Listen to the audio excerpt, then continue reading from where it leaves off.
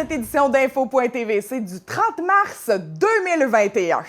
On commence tout de suite avec la mise à jour des cas de COVID qui a été fait à 11 h aujourd'hui par le CIS du Bas-Saint-Laurent. Donc, pour le Bas-Saint-Laurent, on est rendu à 44 cas de COVID-19. Dans la Matapédia, 54, dont 5 cas. On en a moins de 5 cas actifs dans la Matapédia. Au Bas-Saint-Laurent, 276 cas sont actifs et la majorité se situe dans l'ouest de la MRC. Il y a soit 162 cas qui sont des cas de variants, par contre, au Bas-Saint-Laurent. Nous avons 12 hospitalisations en ce moment. Et statistique plutôt intéressante, depuis le 17 mars, 90 % des nouveaux cas qui ont été répertoriés dans le Bas-Saint-Laurent se situent dans la MRC de Rivière-du-Loup et du Kamouraska. Et nous sommes une des régions qui est le plus touchée par 1000 habitants. Nous sommes pas loin derrière Montréal. Donc, c'est une situation très, très inquiétante. Et comme en fait preuve le point de presse de ce midi, avec M. Legault, notre premier ministre, il y avait le ministre de la Santé, M. Dubé, et il y avait Dr Arruda aussi qui était présent. Ils ont dit qu'ils étaient très inquiets pour 5 régions au Québec, dont nous, le Bas-Saint-Laurent, parce que nous avons une augmentation très fulgurante et régulière là, de journée en journée et beaucoup de cas de variants qui circulent. Donc, il faut faire attention, surtout avec la fin de semaine de Pâques qui s'en vient. C'est important de respecter les consignes qui sont en place présentement. Le premier ministre a demandé d'avoir une présence accrue des policiers durant la fin de semaine de Pâques pour qu'on respecte bien les consignes. Aucun rassemblement dans les maisons. Il est revenu plusieurs fois là-dessus, M. Legault. Pas de rassemblement dans les maisons n'est permis. Il n'est pas question à court terme non plus de revoir les zonages, le rouge, jaune, orange. Mais par contre, la dernière journaliste qui a posé une question en français au point de presse ce midi, lui a demandé « Mais qu'est-ce que ça veut dire pas de révision des consignes à court terme? » Et le premier ministre a dit « Ben, ça veut dire que peut-être que nous allons faire des réajustements demain ou jeudi. » Donc, court terme pour lui, c'est d'ici 6 heures ce soir, je sais pas. Mais bref, à suivre, c'est très critique. Nos régions, l'Outaouais est plus dangereuse que nous. Par contre, on n'est pas loin derrière là, avec les cas par nombre de 1000 habitants. Il faut être solidaire avec nos enfants et le personnel de la santé, respecter les consignes. Dans la Matapédia, on fait bien jusqu'à maintenant. Continuez de porter le masque, la distanciation et surtout, aucun rassemblement. Au Bas-Saint-Laurent, nous sommes l'une des régions les moins vaccinées au Québec. Nous avons 11 % des gens qui ont reçu leur première dose de vaccin contre 14 % pour le reste du Québec. Le premier ministre et le docteur et le ministre de la Santé, M. Dubé, sont revenus sur l'objectif que tous les adultes du Québec seraient vaccinés d'ici le 24 juin et ils sont confiants pour atteindre cet objectif-là. Donc, on se croise les doigts pour que la cadence de vaccination dans le Bas-Saint-Laurent s'intensifie. D'ailleurs, Christina Michaud et Pascal Bérubé ont fait des sorties au courant des derniers jours pour demander justement à avoir plus de doses. Et c'est ce que le premier ministre a confirmé aujourd'hui durant le point de presse, qu'il y aurait plus de 30 000 doses qui seraient prises de la région de Montréal et qui seraient envoyées dans le Bas-Saint-Laurent pour qu'on augmente la cadence de vaccination ici. Le Québec suspend aussi le vaccin AstraZeneca pour les 55 ans et moins, puisqu'il y a des risques de thrombose selon Santé Canada. Par contre, il est tout à fait sécuritaire pour les 55 ans et plus. Ça sera à valider quand ça sera rendu notre tour, les 55 ans et moins, de se faire vacciner, à ne pas être vacciné par ce vaccin. Du côté de Matane, maintenant, eh bien, le FA Gauthier fait son retour dans le Bas-Saint-Laurent après 4 mois de réparation. Il est de retour depuis peu et mise en service le 1er avril, en espérant que ce ne soit pas un poisson d'avril et qu'il soit bel et bien en service pour faire la relation entre les deux rives. Plus près de chez nous, la rivière de Restigouche inquiète beaucoup la population et la sécurité publique, excusez-moi. La ville de Matapédia et la sécurité publique. La sécurité civile surveille de très près. Il y a eu une embâcle qui s'est faite du pont interprovincial. Les dégâts sont mineurs pour l'instant et la garde côtière canadienne est arrivée en rescousse ce dimanche avec l'aéroglisseur pour démanteler cette embâcle. Ces jours de grève dans 40 cégeps de la province, dont le Centre matapédien d'études collégiales. Les enseignants dont la convention de travail est échue depuis 1 an demandent une augmentation de salaire et aussi une augmentation de 3 % de l'enveloppe dédiée au cégep pour pouvoir offrir plus de services aux étudiants. 4 autres journées de grève sont prévues, mais ne sont pas planifiées, donc à suivre dans ce dossier. Réaction de la table des élus du Bas-Saint-Laurent concernant le budget. Très bien accueilli puisque beaucoup de millions de dollars pleuvent pour les MRC, les aéroports régionaux, le développement touristique. Par contre, le milieu culturel et le milieu communautaire restent avec un goût très amer de ce budget qui a été déposé au provincial le 25 mars dernier. Aujourd'hui, à l'émission, on rencontre 3 personnes géniales. Premièrement, j'ai rencontré Charles-Antoine Gontier, qui est un donneur de sang, en plus d'être animateur à Rouge FM, et qui nous parle justement de ce don de soi, puisqu'il y aura une collecte de sang demain à Sébec. Il est toujours temps de vous inscrire d'ailleurs. Ensuite, on est allé se sucrer le bec à l'érablière d'Astou de Saint-Damas et on vous parle du tout nouveau concept d'apporter la cabane à sucre chez vous avec ma cabane à la maison. Mais tout d'abord, Ghislain Paradis de la MRC de la Matapédia nous parle des possibles inondations qui y aura lieu en 2021. On revient sur les inondations qui ont eu lieu en 2017 et aussi on parle de pompiers volontaires.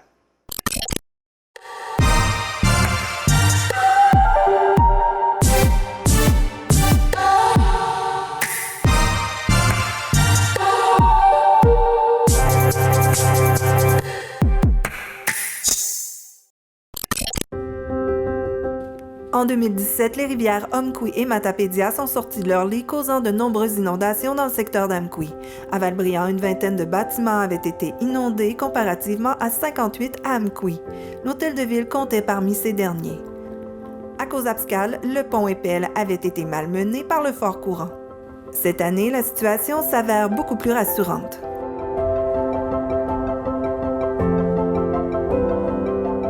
Oui, présentement, la situation est idéale. Là. Les rivières sont vraiment plus bas que la normale, sont normales.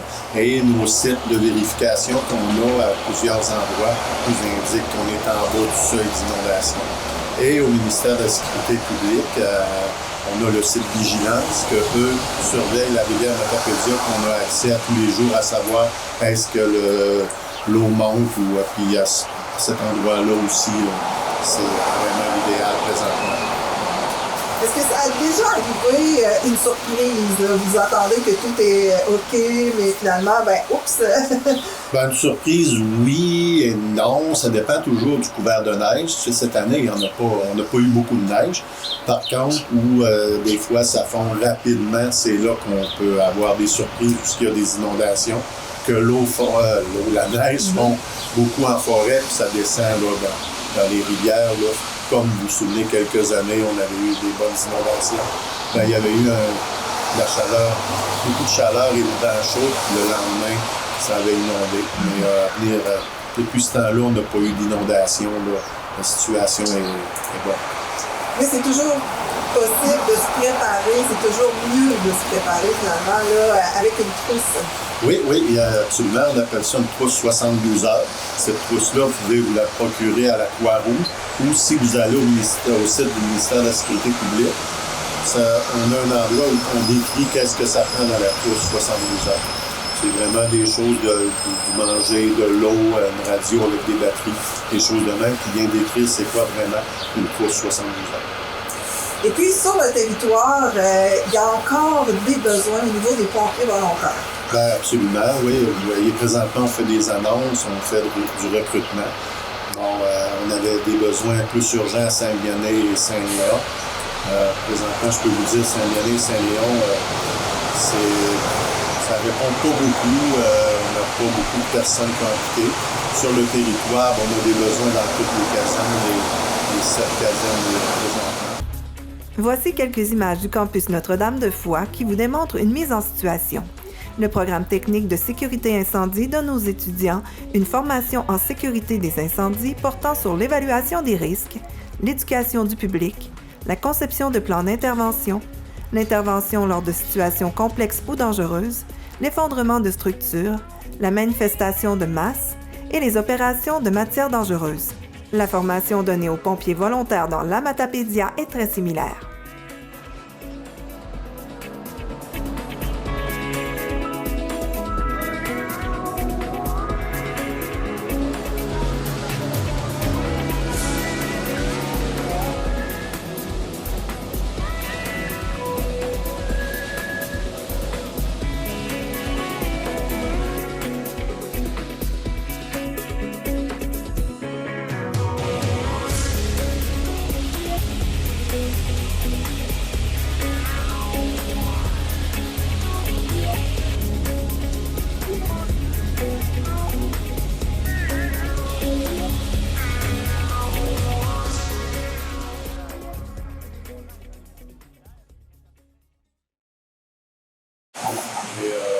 Les gens se sont intéressés à appeler, de communiquer avec moi là, par téléphone au 629 61 56. Et on prend les CV pour les personnes intéressées.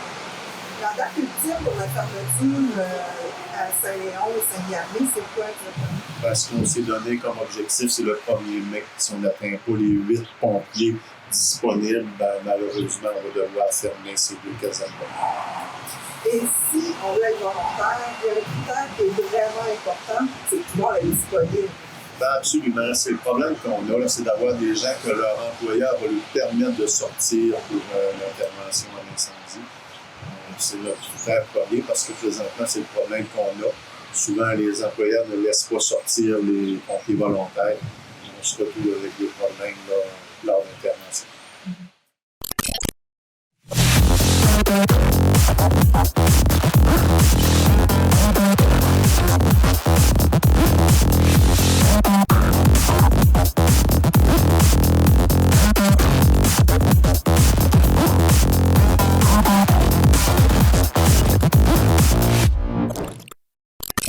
Je suis en compagnie de Charles-Antoine Gauthier. En plus d'être un animateur radio du matin hors pair, il est aussi à l'écoute de sa communauté et il fait un don de lui-même.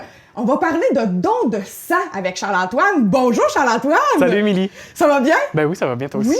Fait que toi Charles-Antoine, t'as décidé dans ta vie que c'était important pour toi de faire des dons de sang. Écoute, j'avais pas encore 18 ans. Ben j'avais hâte d'avoir 18 ans quand j'étais mineur pour aller faire un don de sang. Je savais pas c'était quoi, mais je savais que ça existait puis je savais que ça prenait 18 ans. OK! Fait que j'avais hâte d'avoir 18 ans pour aller faire un don de sang. Fait que tu comprendras que quand j'ai eu 18 ans, j'ai fait mon premier don de sang. OK! Et préparé le roulement de tambour. Non, en fait, c'est le poudoum-pich à la fin. OK! J'ai eu la piqûre. Oh! Et ça, c'est de la blague à la Guy Mongrain. Wow! Fait que oui, je trouve ça super intéressant de faire un don, de comprendre un peu aussi l'organigramme de qui peut donner à qui peut recevoir de qui dans le don de sang. Puis je sais pas exactement combien j'en ai fait. Je suis autour de 5. C'est-tu 4? C'est-tu 6? C'est autour de ça dans mon fait que là, t'es en train de me dire que le premier, ça marque, mais après ça... Tu sais, ça devient banal, là. Ben, je le sais pas. C'est juste parce que je le compte pas puis je l'archive pas. Okay. À 1 puis à 3. Parce que à 1, il donne une petite épinglette quand c'est ton premier don, quand tu viens sur place. Puis à 3 dons, il redonne une petite épinglette. 3e don effectué. Wow! Le 5, peut-être. Je l'ai-tu reçu? Peut-être. Puis je m'en souviens pas. OK. Fait que là, toi, dans le fond, est-ce que c'est parce que dans ta famille, il y a quelqu'un qui a eu besoin de ça à un moment donné puis ça t'a conscientisé ou t'as vu ça à la télé ou... Pas nécessairement. C'est vraiment juste dans... En bio, en secondaire 2, Ouais, dans les cours de sciences avec, c'est ça, le petit organigramme puis de pouvoir donner du sang puis de dire, ben il y a toujours quelqu'un qui a besoin de sang. Oui. Puis moi, ça va peut-être être le mien qui... Ben, ça va être le mien qui va servir éventuellement, tu sais. Ben oui. J'ai des stats d'ailleurs là-dessus. Je suis allée fouiller sur le site d'Emma Québec. Puis, selon le bilan 2019-2020, il y a eu 254 193 donneurs de sang en 2019-2020. Selon les statistiques, aux 80 secondes, il y a quelqu'un qui a besoin de sang au Québec. C'est incroyable. quand même beaucoup, hein? Oui. Suite à une chirurgie, un accident. Fait que c'est beaucoup, là, tu sais. 1 minute et demie quasiment. Un petit peu moins qu'1 minute et demie, il y a quelqu'un qui a besoin de sang. Complètement. C'est une moyenne d'à peu près 1,54 dons par personne, tu sais, fait que les gens, il y en a qui en font plus par année, là, tu sais, c'est une petite statistique un peu bizarre, mais il y en a qui en font 4-5, un qui en font juste un, fait que la moyenne est différente. Puis, on peut donner pas juste du sang, hein? J'avais remarqué ça. Je savais pas. Moi, je me disais, on donne du sang, mais on peut donner du sang, du plasma, Oui, des cellules souches. oui. Et maintenant, du lait maternel qui est géré par Emma Québec. Ça, j'en ai... Non, c'est pas... J'allais te poser la question, tu Non. as déjà donné du lait maternel? Ça m'est jamais arrivé, mais dans les centres Plasma-Vie, dans les centres globules, c'est ce qu'on peut faire. Oui, ça, c'est les endroits fixes où on peut aller donner du sang. C'est ça. Tu sais, ici, dans la région, on connaît beaucoup plus la collecte de sang mobile d'Emma Québec, qui se déplace dans différents endroits. Mais j'ai déjà visité un Plasma-Vie où je suis allé faire un don. OK. Puis, c'est possible de faire à ces endroits-là. L'équipement est différent. Je suis pas certain. Je pense que parfois, dans les collectes mobiles, ils apportent l'équipement spécifique pour faire un don spécifique qui n'est pas un don de sang complet. OK. Puis la fois où j'avais voulu y aller, j'avais voulu donner, je pense, simplement du plasma, ce qui est le liquide du sang. Puis par la suite, un coup que tu as donné ton plasma, il te réinjecte tes globules rouges, tes globules blancs et tes plaquettes. Fait que c'est un peu spécial. La machine, c'est full techno. Puis la fois où j'avais voulu faire ce don-là, on m'avait dit non, mais toi, ton sang complet va être plus efficace. On a besoin dans cette catégorie-là, dans le B négatif. Oh oui, t'es B négatif. Ouais. Ben oui, parce que chacun, on a tout un signe astrologique, j'allais dire. Un type de sanguin, un type de sanguin différent. Puis pour le petit schéma, le petit diagramme pour l'expliquer, les négatifs peuvent donner au positif et pas l'inverse. Donc, un plus ne peut pas donner un moins. Oui, c'est ça, mais peut recevoir d'un plus. Exact. Moins peut donner à plus et Ouais. plus peut donner à plus. Oui. Par Puis il y la a le O négatif qui il y a donne les à lettres. tout le monde. Exact. Le O négatif C'est ça que je m'en est rappelle. le donneur universel, le AB positif est le receveur universel. Il y a si on le voit en genre de pyramide, le O est au sommet de la pyramide, donne à A et à B, et A et B peuvent donner à AB. OK. Fait que là, il y a ces deux paramètres-là, la lettre puis le Le résus plus ou négatif ou positif. Je me souviens bien de mes cours de Ben sciences. vraiment, t'as dû avoir une bonne note. J'avais des bonnes notes en Petit sciences. Ouais. étudiant studieux. Est-ce que tu peux m'expliquer un peu comment ça fonctionne? Quand on arrive là-bas, tu sais, moi, ça m'angoisse au bout de donner du sang. J'ai l'impression qu'ils vont vider mon corps de mon sang et que je vais mourir. Je suis jamais allée donner de sang, là, puis je suis bien inquiète. Ben, je pourrais pas te dire la quantité exacte de sang qui est donnée lors d'un don. C'est affiché sur le site d'Emma Québec, mais je le connais pas par cœur. C'est variable de ce que j'ai trouvé. Bon. Fait que- Puis, la façon qu'on procède, d'abord en arrivant, on s'assure qu'entre autres, certains paramètres sont atteints pour donner du sang. Entre autres, le taux de fer, qui est souvent un problème pour certaines personnes. En effet. On n'a pas un assez haut taux de fer pour donner. Fait que ça, c'est la première étape. Par la suite, on remplit un petit questionnaire sur un ordinateur. On scanne son bracelet qu'on nous a donné dès notre arrivée pour s'assurer que c'est bien notre compte. On confirme que c'est notre photo, c'est la bonne personne. Puis on veut s'assurer de ce processus-là tout au long du don d'Emma Québec. OK. Un coup que le petit questionnaire est rempli, qu'on s'assure qu'on est valide pour donner du sang, il y a une troisième étape où il y a une infirmière qui regarde notre questionnaire, qui s'assure si on a rempli des trucs qui ne sont pas selon les normes, ben on pose les questions, on vérifie est-ce qu'on peut réellement donner aujourd'hui ou est-ce qu'on ne peut pas. Et finalement, la prise de sang, le don. Dans le fond, c'est comme une prise de sang, là. Oui, Mais complètement. qui dure beaucoup plus longtemps. On est assis sur une chaise avec le bras, puis tu vois le sang sortir et s'accumuler dans la petite poche. On peut ne pas regarder aussi. Ouais. là. Puis un bénévole qui nous jase. Oui. Moi, j'ai trouvé ça vraiment cool, ça, de savoir qu'il y a un bénévole qui te jase. Oui, complètement. Fait que ça te stimule, puis ça te divertit parce que... Ben, au départ, il y a quelqu'un de l'équipe d'Emma Québec qui est là pour jaser avec nous, soit une infirmière ou quelqu'un d'autre de l'équipe. Puis par la suite, une fois que le don est complété, on doit rester à l'endroit, soit dans un centre, soit dans une collecte mobile. Et là, c'est un bénévole qui est là pour jaser avec nous autres. On mange une petite collation, on boit un petit jus de légumes, un petit jus de fruits, puis... faut rester là pour s'assurer qu'il n'y a pas de perte de pression ou de... Qu'on fait pas bien après. C'est là, ça. hein? OK! Ah, fait que c'est quand même pas si pire que ça. Honnêtement, le parcours est rassurant, l'équipe est rassurante. Puis moi, je le recommande. Oui! Au moins de l'essayer. Si vous n'aimez pas l'expérience, c'est correct, vous l'aurez essayé. Ouais. Mais l'expérience avec l'équipe en place est agréable. Ça se peut qu'on y aille puis que finalement, on peut pas donner de sang parce que Aussi. notre taux de fer est trop bas. Ou là, j'ai trouvé les critères de sélection à lire avant de s'inscrire. Puis tout ça, là, il y a des affaires... tu sais, il faut avoir tout ça bien, dans le fond. Faut pas avoir voyagé, faut pas avoir la fièvre, faut pas avoir eu un cancer, faut pas... Tu sais, il y a plein de trucs. Un tatouage, on y pense peut-être pas, mais aussi... Il y a un délai, là. Oui. C'est un tatouage dans les... Je pense que c'est 6 mois. Plus de 3 mois. Ah, 3 mois. Ah, Voilà. tu vois, ça a peut-être changé. Fait que plus de 3 mois. Fait que allez voir Emma Québec. Puis là, on parle de ça parce que mercredi, il y a une collecte de sang à Sébec. Oui. Ça, c'est important, là. Je te laisse, invite les gens à participer. Je pense que ça vaut la peine. Allez-y, allez faire cette collecte de sang-là. C'est donc en après-midi. Par contre, ce qui est important de souligner, c'est qu'il faut s'inscrire depuis l'année passée. Vous comprendrez, depuis le début de la pandémie, il faut s'inscrire. Fait que c'est super simple, le formulaire. Vous pouvez le faire remplir un formulaire en ligne, par courriel ou par téléphone. OK. Fait que c'est juste important de prendre un rendez-vous, vous donner les plages où vous êtes disponible. Je pense que la collecte se fait à Sébec de 12h30 jusqu'à 20h, Oui, jusqu'à 20h, oui.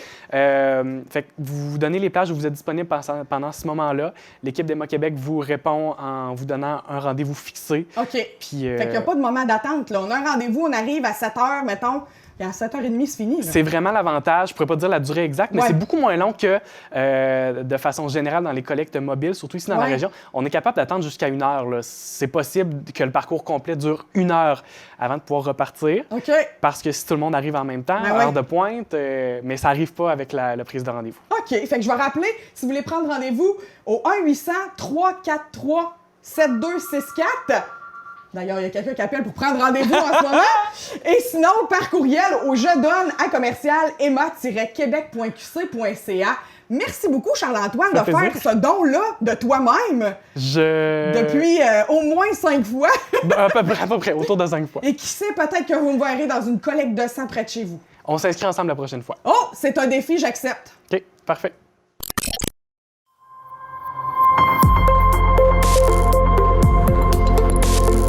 Pour connaître ce qui se passe chez vous, dans la vallée de la Matapédia, TVC Matapédia, on s'y retrouve partout.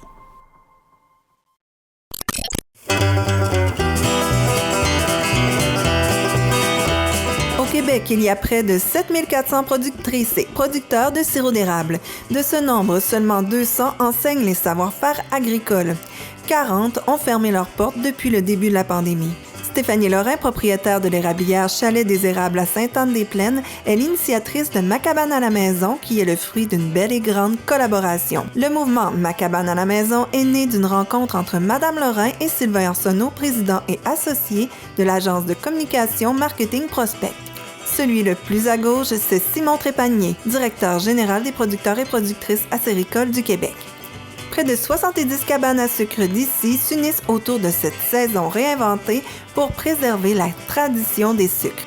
Dans la Matapédia, nous comptons plusieurs érablières dont 6 ont été répertoriées par la MRC de la Matapédia, même si d'autres moins connues existent sur notre territoire. L'érablière Bertrand Lamarre de Saint-Arcius, l'érablière Daniel Bélanger incorporée d'Amqui, l'érablière d'Astou de Saint-Damas, l'érablière Miniquec d'Albertville, la cabane à sirop de Saint-Vianney et la sucrerie Gagné de Saint-Arcius. Seule l'érablière d'Astou a tenté l'expérience de Ma cabane à la maison dans la Matapédia. Depuis 5 générations, la famille d'Astou accueille les gens et les groupes de partout dans la région pour leur partie de sucre au 107 rang 6 Ouest à Saint-Damas. Cette année, ce ne sont pas leurs fidèles convives qui attendent leurs délicieuses denrées sucrées aux tables, mais bien des boîtes. Comment vous avez su que ça existait, Ma cabane à la maison? C'est l'Association des restaurateurs de cabanes à sucre au Québec. Ils nous ont interpellés avant les fêtes un petit peu avec un petit courriel ici depuis là. Puis maintenant, on a dit, oh, ça serait pas mal intéressant, ça, d'essayer ça pour cette année. On était quand même incertain que le virus disparaisse comme ça, là, pour 2021. Là. Fait qu'on a fait des démarches, puis aujourd'hui, on fait partie de Ma cabane à la maison. Et qu'est-ce que vous aviez à faire exactement pour préparer ça, pour répondre à ce qu'ils vous demandaient? Il fallait fallait sélectionner les métros qu'on voulait livrer aux clients. Le métro est un point de dépôt pour les clients qui commandent en ligne. Fait que là, il y avait ça pour commencer, commander les contenants, les boîtes, Ma cabane à la maison. On savait pas comment ça allait coûter, toute la promotion de ça. Fait que c'est comme je fais souvent. Là, je prends des chances, puis souvent ça marche. Fait que je pense que ça va bien marcher cette année. Habitués de parcourir seulement quelques kilomètres par année autour de l'érablière, cette nouvelle formule leur fait dévorer de l'asphalte plus que jamais. 1000 boîtes pour 700 adresses différentes. Mais heureusement, les arrêts se font uniquement dans les métros dépositaires pour cette belle aventure. Dites-moi, justement, vous parliez des métros. Combien de métros et sur quelle superficie là, vous couvrez finalement? Une bonne distance. Là. On part, on fait Amkoui, Carleton. Après ça, on va faire Saint-Anne-des-Monts, Matane. On monte vers Montjoly-Rimouski, jusque dans le Témiscouata, Desjely et Cabano. Que ces métros-là, il n'y avait pas de cabane qui était prêt à embarquer dans le projet. Et comment ça fonctionne avec les métros, les clients? Qu'est-ce que vous avez à faire finalement? Bien, nous, là, on a 8 métros qu'on peut aller porter nos boîtes qui sont déjà commandées sur Internet par les clients. Souvent, c'est des nouveaux clients, je veux dire, qui essaient ça. Et puis, eux commandent la semaine d'avant ou 2 semaines avant. Ils choisissent la date, la journée de recueillement de leur boîte dans le métro. Et puis, on va livrer toutes les 2 fois par semaine. Et à quoi ça ressemble la boîte? Qu'est-ce qu'il y a là-dedans quand on ouvre la boîte? C'est une belle boîte à surprise. Il y a des beaux petits plats, ma cabane dans la maison. Puis, il y a le cipard, il y a le jambon à l'érable, le saucisse dans le sirop, les crêpes. La salade de choux, les oreilles de Christ, on a le pudding chômeur. Après ça, on a de la tire que vous pouvez, qui est déjà un petit pot de tire là, pour mettre sur la neige à la maison. Elle est déjà cuite, pré-cuite. Okay. Il reste à la faire réchauffer. Je parlais justement avant midi avec une madame qui m'a dit, elle dit, ça fait 15 ans que j'ai pas été à cabane à sucre. Puis elle dit, cette année, elle dit, j'étais donc contente d'avoir ce modèle-là de cabane à sucre à la maison. Fait que ça va rester, je pense, un peu. Là. Depuis une semaine, on a beaucoup d'écoles qui nous appellent, des groupes d'entreprises, des groupes, je veux dire, d'associations de toutes sortes. Que eux, bien, c'est sûr, c'est pas commandé en ligne, puis tout ça. Fait que là, on essaie d'ajuster notre production pour c'est des clientèles qu'on avait, une clientèle qu'on avait déjà avant. Pour qu'eux aussi, je veux dire, profitent de ça. Il ne faut pas délaisser notre clientèle. Là. Puis chaque boîte, c'est pour combien de personnes environ? On a des formats de boîtes de 2 personnes, 4 personnes ou 8 personnes. Okay. Donc, pour les entreprises, ils peuvent acheter en gros. Est-ce qu'il y a des prix différents? Oui, bien c'est sûr qu'on fait des... Si quelqu'un commande 10 boîtes, 20 boîtes, on se parle et on lui fait un prix, là, pour un prix de volume. Là. Vous avez quand même votre mot à dire là, un peu là-dedans. Là. Vous n'êtes pas totalement soumis au règlement. Non. À tous les mercredis, on avait un meeting. Puis là, chacun disait ce qu'il voudrait comme ça, l'ajustement qu'on faisait. Puis, moi, j'ai donné des idées. Là. C'est pas moi qui ai fait le gros du projet, mais quelques bonnes idées que j'avais, là, puis qu'on peut s'ajuster avec ça. Compte tenu de l'essence que vous dépensez, tout ça, est-ce que vous pensez que vous entrez dans vos frais, finalement, comparativement aux autres années où vous pouvez faire de la restauration? C'est variable. Là. On va le savoir plus à la fin, mais ça devrait s'équilibrer. Ouais. Ça devrait s'équilibrer, mais c'est ça qui coûte cher. Là. C'est le transport et les boîtes, les contenants. C'est ça qui rentre en ligne de compte là-dedans. Là. Seriez-vous prêt à refaire ça l'année prochaine? J'aimerais ça refaire ça l'année prochaine, mais j'aimerais encore mieux faire recevoir ma clientèle ici à la cabane. Là. On a grandi là-dedans à avoir du monde à la cabane à sucre, puis les parties de sucre comme on faisait, puis du monde les petits orchestres. Puis, on aime ça que le monde voit c'est quoi le produit, puis le bouillage, puis tout ça. Vous voyez c'est quoi une vraie cabane à sucre dans la nature. Là.